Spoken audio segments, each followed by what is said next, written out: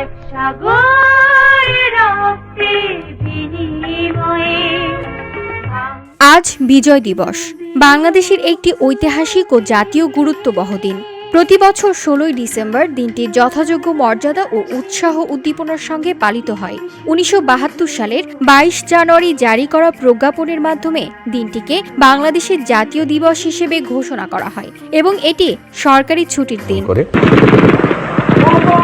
1971 সালের দীর্ঘ 9 মাসের রক্তক্ষয়ী মুক্তিযুদ্ধের পর এই দিনে ঢাকার রেসকোর্স ময়দানে পাকিস্তানি বাহিনীর প্রায় 91,634 জন সেনা সদস্য যৌথ বাহিনীর কাছে আনুষ্ঠানিকভাবে আত্মসমর্পণ করে। এর মধ্যে দিয়ে স্বাধীন ও সার্বভৌম রাষ্ট্র হিসেবে বাংলাদেশের অভ্যুদয় ঘটে।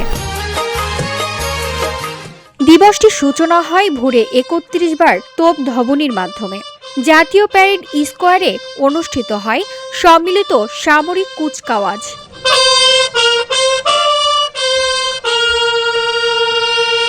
যেখানে সেনাবাহিনী, নৌবাহিনী ও বিমান বাহিনীর সদস্যরা অংশ নেন।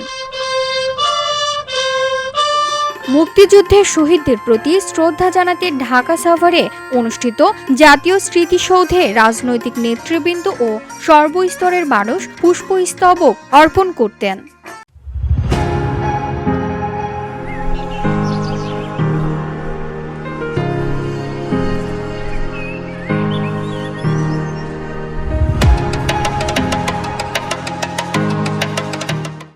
আত্মসমর্পণ অনুষ্ঠানে পাকিস্তানের পক্ষে স্বাক্ষর করেন জেনারেল এ.কে নেওয়াজি এবং যৌথ বাহিনীর পক্ষে ছিলেন general Jagjit Singh Arora.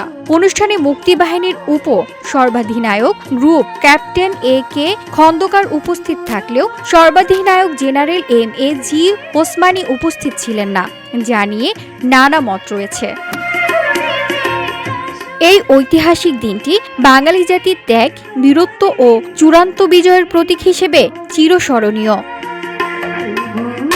VOD Bangla news desk.